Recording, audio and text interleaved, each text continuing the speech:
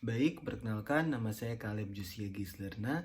Di sini saya akan menjelaskan video dari PBL3 dari main PBL3 yaitu mengenai breast cancer atau kanker payudara.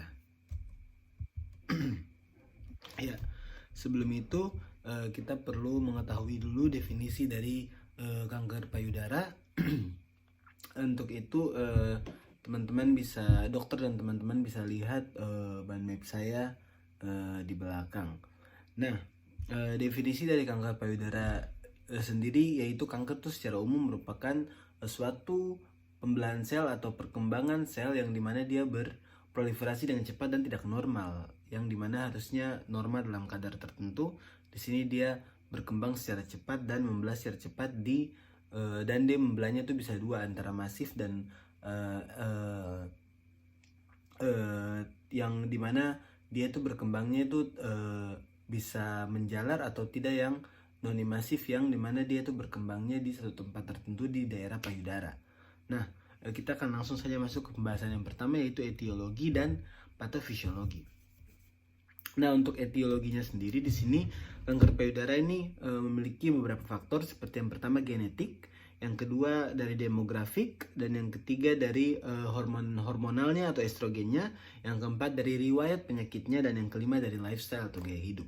Yang pertama dari genetik itu ada 3, yaitu yang pertama yaitu terjadinya mutasi dari tumor suppressor gen atau gen yang bisa membantu untuk menekan tumor. Jadi ada gen dalam tubuh manusia yang dimana dia itu bisa membantu menekan tumor yang ada dalam tubuh untuk dia melawan gitu. Seperti dia bisa melawan BRCA1 atau 2. Namun di sini dia sudah terjadi mutasi gen sehingga tidak terjadi atau tidak bisa dilakukan terjadi perbaikan dari yang sudah terserang atau yang sudah sel yang sudah afek. Jadi karena kenapa? Karena dari gen, dari keturunan, dari riwayat keturunan dari keluarga tersebut memang seperti itu. Kemudian yang kedua yaitu peningkatannya proto-onkogen, seperti contohnya HER2 atau Human Epidemial Growth Factor 2. Nah, peningkatan HER2 ini teman-teman perlu ketahui bahwa HER2 ini merupakan suatu protein yang dimana dia membantu untuk dalam metabolisme tubuh yang normal. Tapi di sini karena ada kelainan atau mutasi gen sehingga dia perkembangan HER2 ini lebih tinggi atau lebih cepat, dan karena terjadi perkembangan yang lebih cepat sehingga terjadi perkembangan sel yang lebih cepat dan menjadi sel yang abnormal. Kemudian yang berikutnya itu harus dilihat dari riwayat keluarganya, yang di kasus kita sudah jelas dari riwayat bibinya.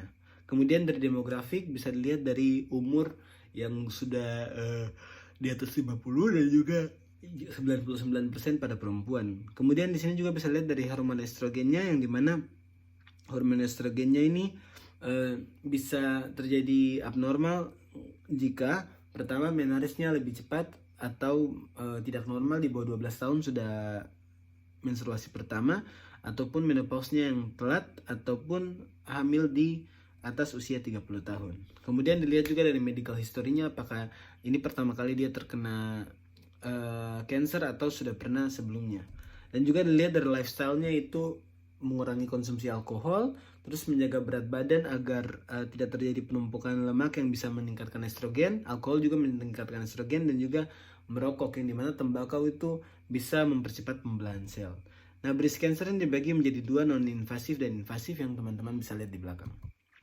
Nah, untuk invasif breast cancer sendiri itu terjadi 4 hal, yaitu malignant cell yang cepat berkembang, kemudian tumor invasif yang berada di membuat kerusakan di ligamen Cooper dan juga di lactiferous ductus yang mengakibatkan skin dimpling, nipple retraksi, dan nipple discharge yang ada pada kasus kita juga di pasien ini, dan juga bisa mengakibatkan tumor sel di breast atau di payudara akan merilis inflammatory cytokine, yang dimana kalau ada sel yang abnormal pasti sitokin itu terilis, dan juga tumor sel ini akan penumpukan karena sudah terserang sampai ke jaringan limfatiknya, sehingga terjadi penumpukan cairan yang menjadi edem. Nah, Kemudian berikutnya kita akan masuk pada pada malignant cell ini mengakibatkan nodul di payudara dan juga ada skin dimpling. Skin dimpling karena Cooper ligamen tadi.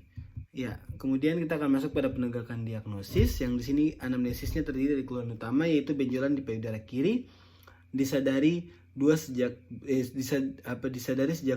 bulan lalu, ukuran 10 meter, batas tidak tegas dan terfiksir.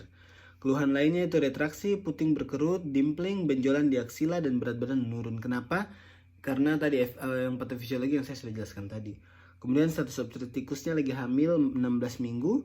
Kemudian riwayat keluarganya tantenya menderita kanker payudara dan sudah meninggal. Dan riwayat lainnya itu menstruasi yang sangat cepat di usia 9 tahun. Nah, pemeriksaan fisiknya itu bisa dilakukan pemeriksaan sadari untuk melihat bahwa misalnya pada kasus ini terdapat benjolan di payudara dan aksila kiri, retraksi puting, kulit berkerut seperti jeruk atau POD orange, dan juga dimpling. Nah, pemeriksaan sadari bisa dilakukan dengan ibu perempuan sendiri yang bisa dilakukan bisa setiap hari, yaitu dengan cara bertelanjang dada dan juga melakukan beberapa hal seperti mengangkat tangan, taruh tangan di kepala dan juga melakukan palpasi di daerah payudaranya.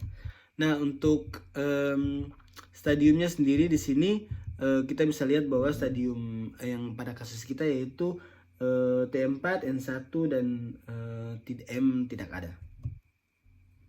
Nah, untuk pemeriksaan penunjangnya terdapat pemeriksaan mamografi yang dimana dia di sini bekerja dengan cara sinar X, dosis rendah menghasilkan gambar payudara yang mendetail, biopsi dengan cara core needle biopsi maupun fine needle aspiration biopsi, melakukan pengambilan cairan dari payudaranya.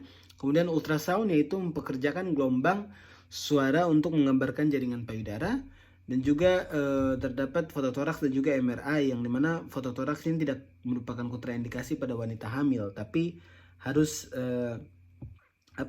cukup hamil, kecuali janin yang masih trimester 1 tidak boleh. Ya. Kemudian diagnosis bandingnya yaitu terdapat breast abscess, fat necrosis, fibroadenoma dan mastitis dengan gejala-gejala yang ada di belakang. Teman-teman dapat lihat dan membacanya. Nah, komplikasinya ada 4, yaitu komplikasi karena kemoterapi yang bisa mengakibatkan mual muntah, rambut rontok, kehilangan memori, kekeringan vagina, gejala sakit menopause dan juga masalah kesuburan dan juga sakit saraf. Yang kedua adalah komplikasi pembedahan yaitu infeksi, nyeri, berdarah, masalah kosmetik, bekas luka permanen dan juga hilangnya sensasi area payudara. Kemudian komplikasi akibat terapi hormonal yaitu hot flashes, keputihan vagina kering, kelelahan, mual, impotensi pada pria pada kanker payudara. Kemudian komplikasi akibat radiasi yaitu nyeri dan perubahan kulit, kelelahan, mual, rambut rontok, masalah jantung, sakit saraf dan juga perdarahan spontan. Ya, kemudian kita akan lanjut membahas tata laksananya. Nah, tata laksananya sendiri yaitu pertama tujuan terapi yaitu kuratif dan paliatif, yang dimana pilihan terapinya itu ada neoadjuvan yaitu kemoterapi dan radioterapi. Kemudian terapi utamanya itu operasi dan juga terapi adjuvan yaitu kemoterapi, hormonal, radioterapi, targeting terapi dan imunoterapi. Nah, untuk kompetensi dokter umum harus merujuk ke dokter spesialis untuk melakukan hal-hal tersebut. Dan juga bisa dilakukan pembedahan. Nah, untuk non farmakologinya yaitu nutrisi, diberikan nutrisi, rehabilitasi dan juga screening sadari yang tadi saya sudah jelaskan bahwa setiap ibu-ibu harus mengetahui mengenai screening sadari dan harus diedukasi oleh para dokter untuk melakukan pemeriksaan screening sadari secara mandiri di rumah. Nah, itu adalah presentasi dari saya. Nah, untuk terakhir yaitu prognosisnya itu ad vitamnya malam, ad fungsionamnya malam dan ad sanitionamnya malam. Oke. Sekian presentasi dari saya, kurang lebihnya mohon dimaafkan. Terima kasih.